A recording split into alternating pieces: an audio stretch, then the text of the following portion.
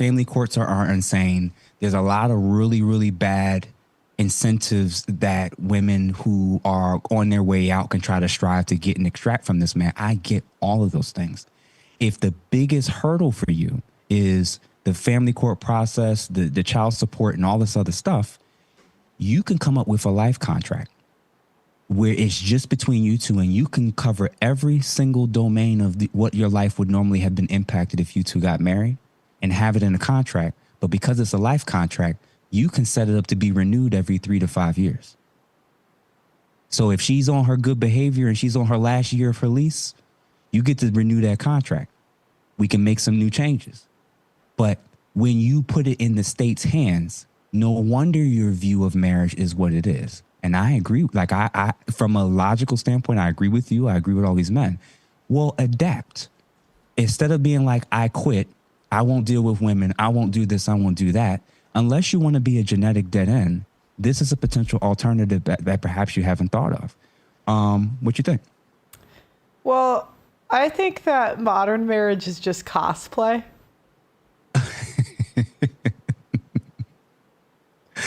Bro, I just spit some jewels just now that you said cosplay.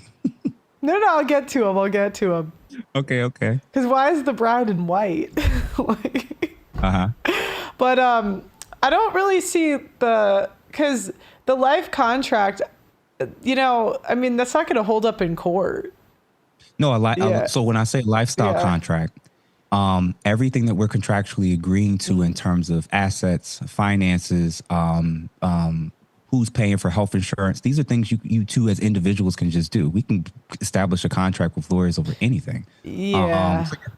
But the only caveat with that idea, believe it or not, is you have to factor in common law in every state. Mm-hmm. And you're probably still going to have 2 residences where 2 to 3 times a week you do not stay in the same residence. But other than that, you do everything else together. Yeah. I mean, you can develop strategies, but then the law will you can't really predict the laws that will be implemented in the future. And women are getting more political power.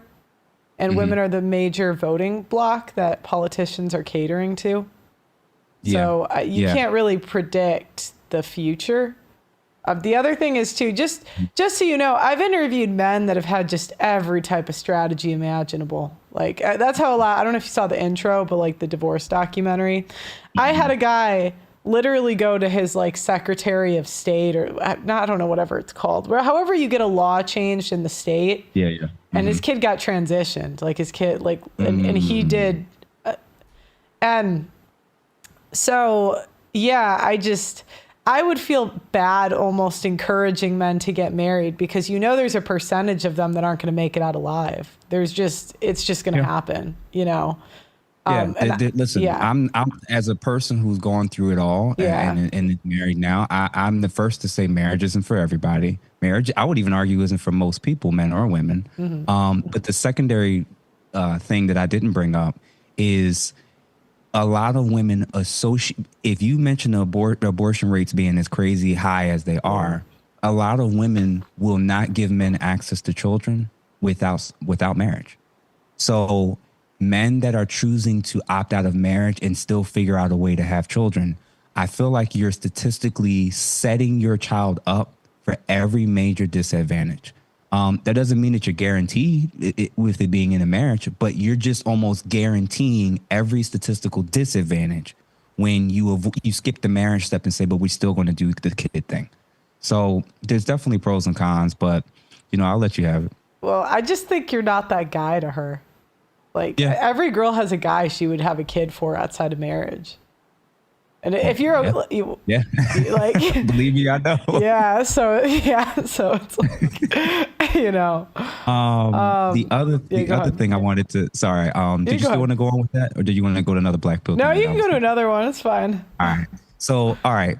Out of a grade, I'm probably gonna give myself a D because I didn't really hit you. All right. I'm gonna go to some more heavier stuff. This whole entire interview that we've had together so far,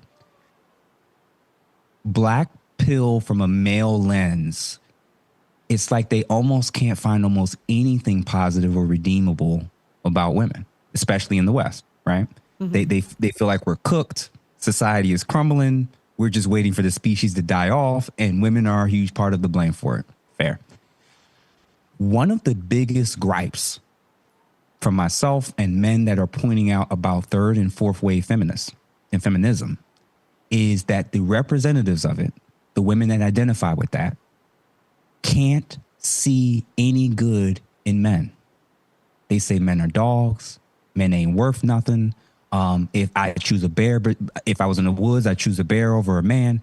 They will mentally jump through hoops to always believe all women, which means by default men are guilty. Always, like, they will basically see only the worst in the entire male species, and they'll take the worst examples of what men are capable of doing or doing and project that onto all men. What if black pale male thought processes about women? What if y'all are twins?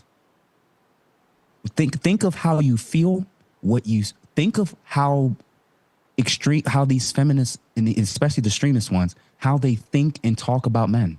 They don't see no value. They see no purpose. They only look at us through the lens of what they can use us for, and that we're only good for resources, and that's it.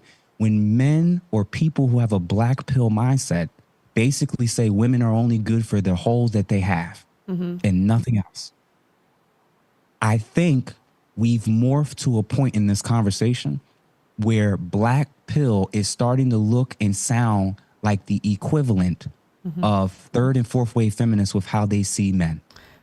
What you think? I agree it's the same. I just think the feminists are wrong and the black pill is right. Because I think women just have a naturally evil nature.